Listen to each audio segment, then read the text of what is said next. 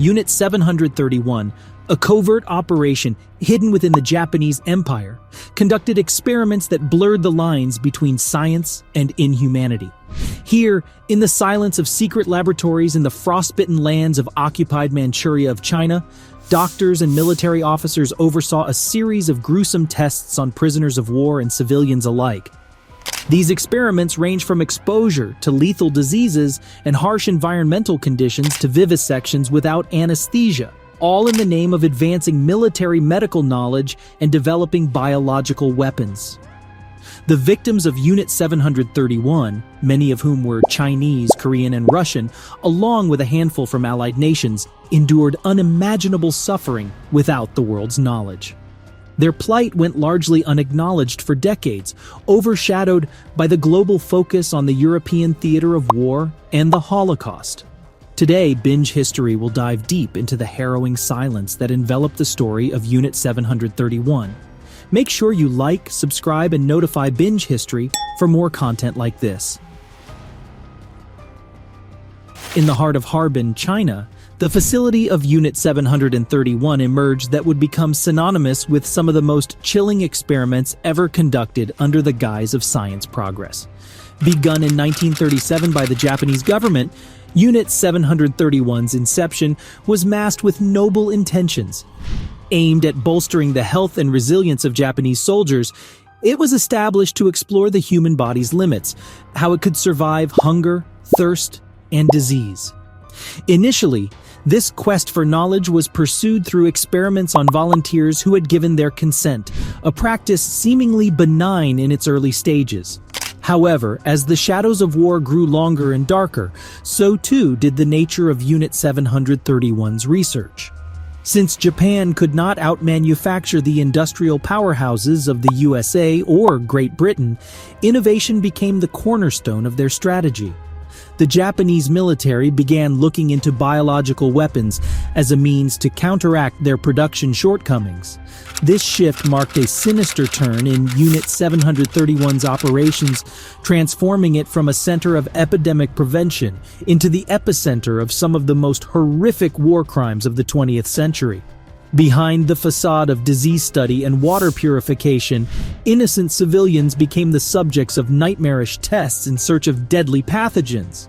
Cholera, plague, and a host of other diseases were not just studied but weaponized, creating a stockpile of biological terrors that threatened an unimaginable scale of destruction.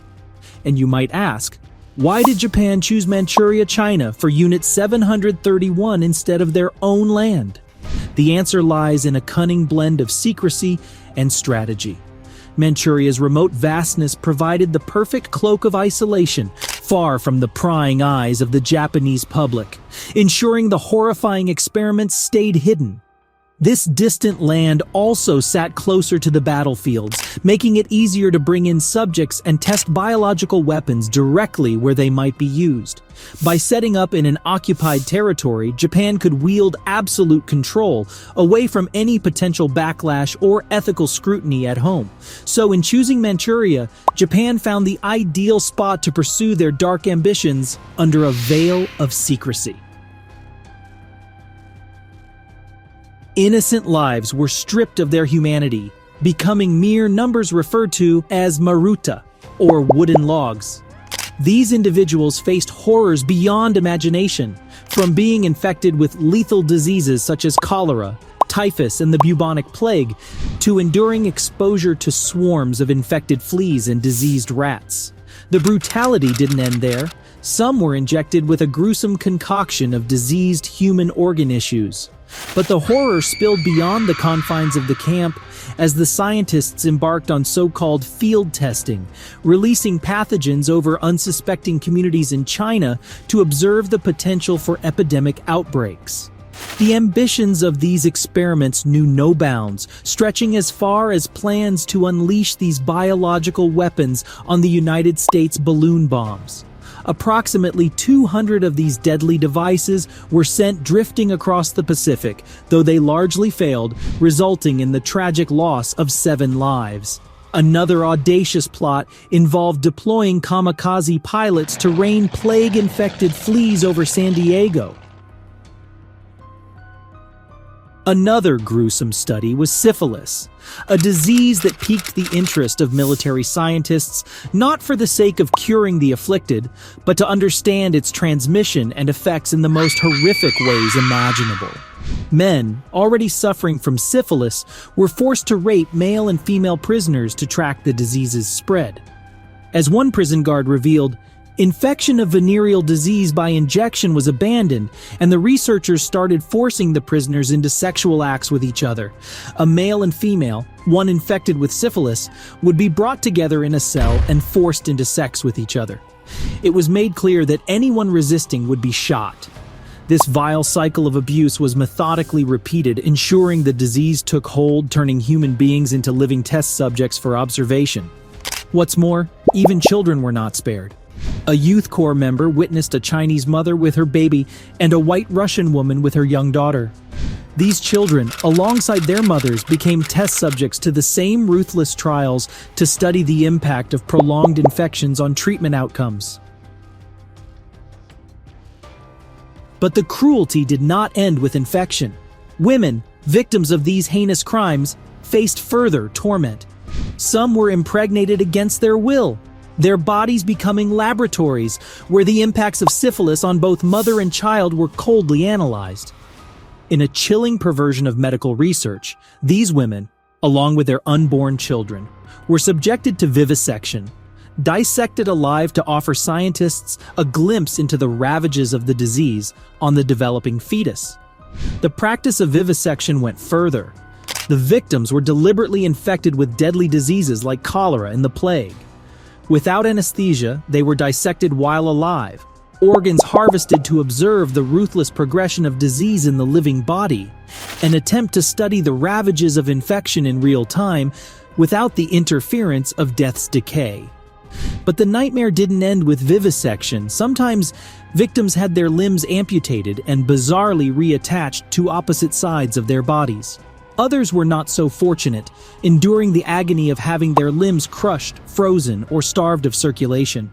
Once these human specimens were deemed expended, their final moments were met with the cold finality of a bullet or the impersonal administration of a lethal injection. In the chilling experiments, physiologist Yoshimura Hisato's grim fascination with frostbite led to inhumane experiments. Prisoners had their limbs frozen in ice water until they resembled wood, making a haunting sound when struck. Hisato tested various thawing methods, including hot water and open fire, to observe the painful thawing process. His cruel research determined that the best way to treat frostbite was with water slightly warmer than body temperature. The line between warfare research and outright horror was obliterated, as prisoners became live canvases for testing the lethality of weapons. From the sharp edge of bayonets, swords, and knives cutting into human flesh, to the searing agony inflicted by flamethrowers on both clothed and bare skin, the depth of human cruelty knew no bounds. Gas chambers became chambers of slow torture, exposing victims to the merciless effects of blister agents and nerve gas, while prolonged X-ray exposure mercilessly stripped away life and health, leading to sterilization and death. Forced by the Japanese, captives were lined up on firing ranges to face the deadly accuracy of the Nambu 8mm pistol, the rapid fire of rifles and machine guns, and the unpredictable devastation of grenades. After the smoke cleared, doctors coldly assessed the wounds for research, indifferent to the suffering before them. The experimentation spiraled further into the macabre with the introduction of human centrifuges, where men, women, and even children were spun until they could bear no more, pushing the limits of human endurance to fatal extremes.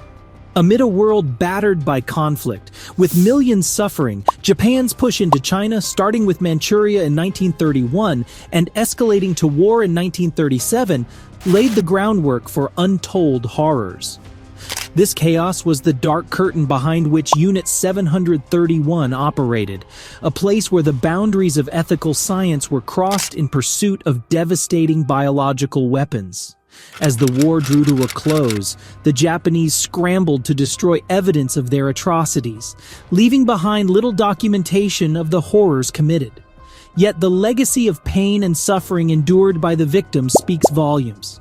Unit 731 remains a stark illustration of the dark side of science curiosity, unleashed in an environment devoid of moral compass, where the quest for military supremacy knew no bounds.